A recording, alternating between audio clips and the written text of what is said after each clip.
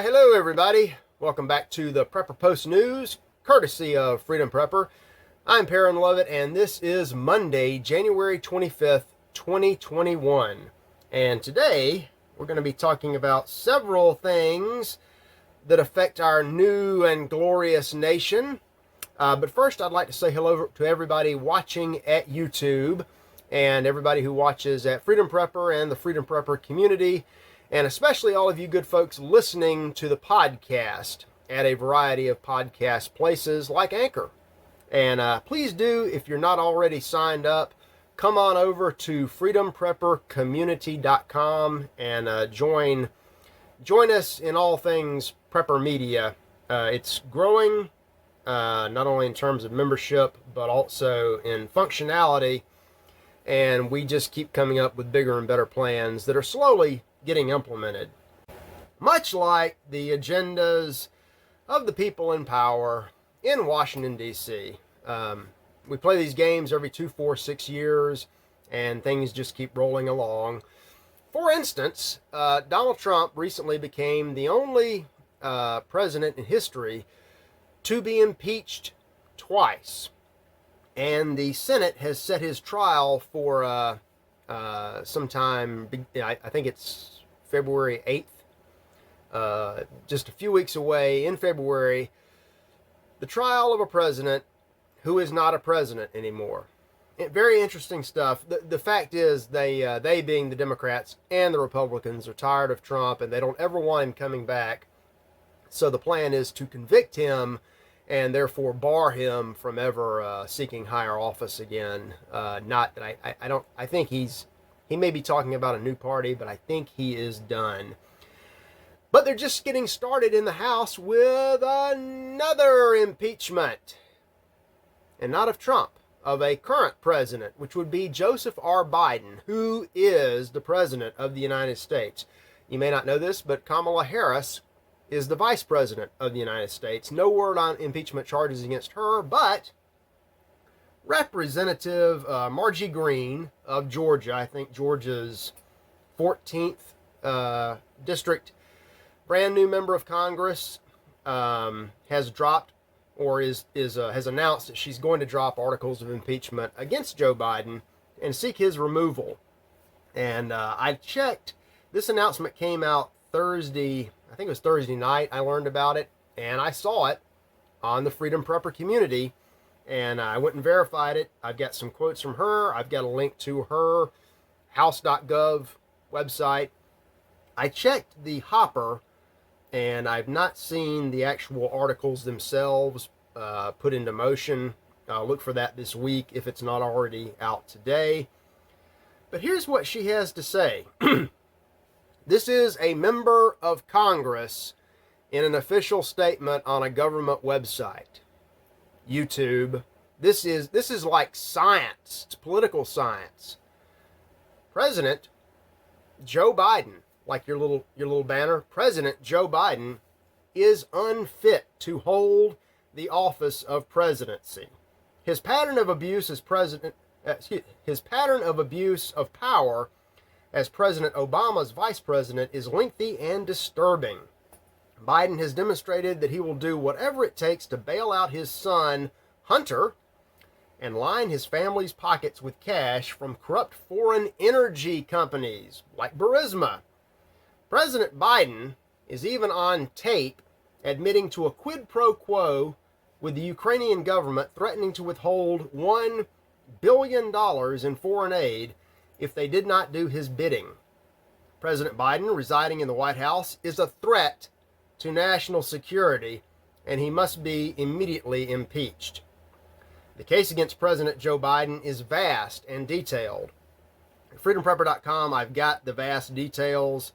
I won't bore you with all of this, but these are... She says that he has gravely endangered the security of the United States and its institutions of government through blatant nepotism, etc., etc. These are substantial allegations, and look for this to go absolutely nowhere, because unlike the charges against President Trump, You'll recall that right now he is impeached for which is like a grand jury proceeding. There's cause to believe, according to the Democrats and the Republicans, that he fomented an insurrection at the Capitol after he clearly said, go home, be peaceful, things like that, and there was no insurrection. And before that, he was impeached and not removed for utterly trumped up and completely debased nonsense about Russia. Russia, Russia, Russia, Russia. Nancy Pelosi and Hillary Clinton are still talking about Russia. But look for this, because it's brought by a member of the minority, to probably go nowhere fast. But at least you have somebody who's willing to play the game. And Margie Johnson is extremely popular right now in her district. So kudos to her for bringing this important investigation forward. We will see where it goes on the merits. My guess is it gets tabled. But anyway, back to the insurrection at the Capitol. There's been a lot of talk lately about domestic terrorism. So we've got some domestic terrorism stories in the news. Except for this one. The first one, the mainstream media, outside of a brief mention, I think by Tucker Carlson, has not been touched at all. And that is that our old friends at the ideology known as Antifa were up to their old tricks last week immediately following the inauguration. They were acting out violently, upset at President Biden. These are insane people who just want any excuse to cause trouble. And they attacked the Immigration Federal Building in Portland. Now, that's a federal building. It's an institution of government. So I wonder, where's the New York Times, the Washington Post, CNN, all these hand-wringing, teary-eyed morons? Where are they with this attack on our democracy? Well, they're with the impeachment of Biden, they're doing nothing, having none of it. It's going to disappear. Forget I mentioned it. It doesn't matter. In a similar vein, brand new, recently elected and sworn in President Joseph R. Biden had a warning to his cabinet of oddities. That's a strange group. If you look at him, he claims it's the most diverse cabinet in history. And there's a lot of differences there, but there's a lot of similarity too. It almost looks like it would be a cabinet better suited to another country. But anyway, he had a warning for him.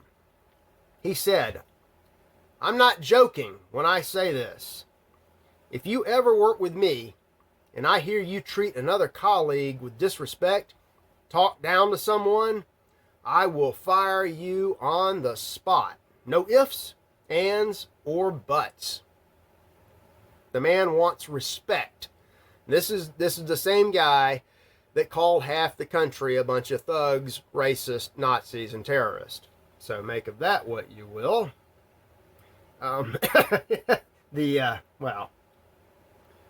He didn't, and he doesn't seem to like to take follow-up questions when he makes these statements. I see a pattern.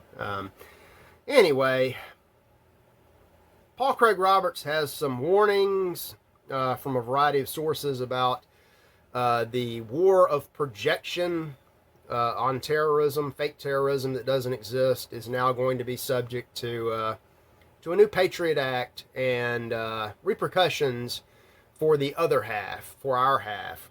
Take a look at that. I've got a link to a bunch of links that he has. And there are a lot of links I have I've got the White House Presidential Actions page linked up. I call it Masks and More.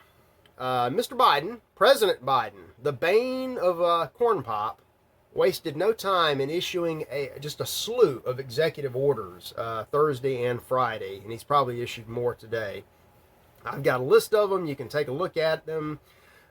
He's telling you to wear a mask. If you go on federal property, any federal property, you must wear a mask. I guess that includes national parks. So, if you go out to Yellowstone and you're the only person on a mountain, you and presumably the bear had better wear a mask or they'll come get you. He's got a bunch of, you need to look through these. one thing that's interesting, he's using his executive orders to repeal a lot of orders that President Trump put in place. I'm not sure how that works out, because I thought the wise Roberts Court had told us, at least concerning DACA and foreign invasion of our country, that a new president cannot overturn the executive actions of a previous president. But I'm sure that's just one of those one-sided things. It doesn't apply. I forget I mentioned it. Bombings in Nashville, all this, crazy stuff. Just forget it ever happened. Nobody's impeaching Biden. This show doesn't really exist. Here's some more dystopian headlines for you. There's definite inversion, not just in Washington. The politicians are there just for show. But as every group of oddities and deviants gets glorified and exemplified and protected, to include by these new executive orders, there's another class of people who are now considered to be the new degenerates, the terrorists. That would be you. Sorry, I hate to break it to you. I saw a story at Vice, and I saw it linked on another story I was looking at, and the little blurb headline was, "Anti-abortion activists are white supremacist." So I clicked at it, and sure enough, they're trying to draw analogies between you, who don't want babies murdered, and white supremacists who stormed the Capitol in an insurrection because you had people there chanting slogans like "Baby Lives Matter." I mean, and I've never heard of worse terrorism than that. I mean, can you imagine that there are people that want children to exist? It's like somebody wants to propagate the human species or something. I don't get it. By the way, by the time you're reading this, the U.S. should have hit 60,000 abortions already this year only, by January 2021. They'll probably no need to worry yourself with that unless you're a baby. Here's a story about silencing all dissent. There's not going to be any alternative takes on anything. Nobody may question the narrative. The thought police are at it again. Oh, no, wait. This is just Tony Fauci whining about something. Yeah, Fauci, who's back in the great graces of our new president, Joseph Biden, the president of the United States, was talking about his former employer, Donald Trump, in not very glowing terms regarding science and open, free discussion of science and medicine. He said, "You didn't feel like you could say something and there wouldn't be repercussions." Yeah, Tony, tell us all about it. Tell us about saying something and having a warning put up, or saying something and having your video yanked down, or leaving a comment and having it hidden, or the number of views just cut in half, or the channel threatened with being completely destroyed and unpersoned and sent away. I mean, how horrible that you had to deal with a little of that. Now, in the words of your new boss, shut up, man. Here's some science that the thought police probably don't want repeated. This is the dark winter of despair of the coronavirus. I mean, yes, we've got the vaccines flying in from all over. This thing should be cured in a few months. It's a very dark winter. And yet, as RT tells us, at least in the UK, the total number of deaths from all causes just hasn't really changed from last year or the year before, or from the normal order. So what happened to all those flu and cold and pneumonia deaths? I guess it's a mask miracle. The mask obviously prevents influenza, pneumonia, tuberculosis. It prevents all kinds of communicable diseases, I guess, except the one that it was instituted to try to stop. But don't worry about it. These are just, today is just a bunch of stories that don't exist, and they'll be forgotten about by tomorrow. I had a theory, I've expressed it a few times, that as soon as Biden was in, when he took office, the pandemic would start to fade away, for one reason or the other. Somebody else noticed that. Somebody else would be a nurse who works with the Children's Health Defense, and she's noted that the World Health Organization, that we're now back in, we're tight with the WHO, because Joe Biden believes in science. He trusts scientists. He trusts vaccines. He trusts the World Health Organization. They have revised their guidelines about coronavirus testing, the PCR test. What they're going to do is rework the way those are administered or calculated so as to come up with a lower case count. Yeah, like it's going away now that Biden is in. Whatever. I guess we have bigger things to worry about, like those, those Nazi white supremacist, baby-loving terrorists. But I'll leave you with a happy note, a very happy note, from good old Roosh V, who has really become quite impressive now that he's dropped the cheap pickup lines and embraced Christianity. And he talks about giving thanks. And in 1 Thessalonians, Paul advises us to give thanks in all circumstances, in all things, even things that appear to be bad, and to things that actually are bad. Roosh has 5 reasons, 5 observations, why the Biden presidency is a blessing, even to and especially to those of us on the right who might not necessarily like it. I want you to take a look at those, and then ultimately his point is it's time to roll up your sleeves and get to work, because fixing all of this is on us, and honestly it always was. Some of the reasons, I got rid of these, but some of the reasons, check the link. When we had Trump in office, a lot of people kind of left it to him to be the strong man to fix all the problems. Well, that didn't work. And so, it was almost like a cult following. So now, with that crutch removed, we can actually address real problems. Also, one good thing that Trump did, this whole election cycle has, as I've said before, it has exposed all the rot. So there's really no question about where we or anybody else stand. He's got some other good, he takes on Q. I think I link roundaboutly. Yeah. The nurse from Children's Health was from an Ann Barnhart column, and she also at the end of that took some shots at Q. You have your opinions of Q, so do I. She also took a shot at another thought leader that we frequently outsource to. I'm going to leave their tiff where it is, but she and Roosh conclude that Q was just a psyop, and it most certainly was. They seem to think that it was Operation Trust, the CIA's version of an old Soviet counterintelligence program. It might have been. I tend to look at it for what it was, just a series of Q droppings, and if nothing else, it generated a little hope. Did not work out, and I think now it's time to move on from it. See what you think.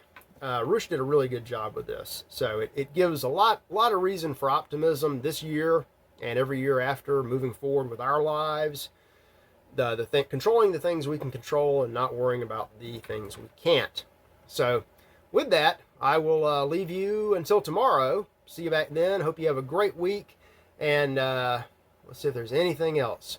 I'm forgetting a lot of house business. We'll cover that later in the week. Great things at FP. Join the community, freedompreppercommunity.com. I'll see you over there, and I'll see you later.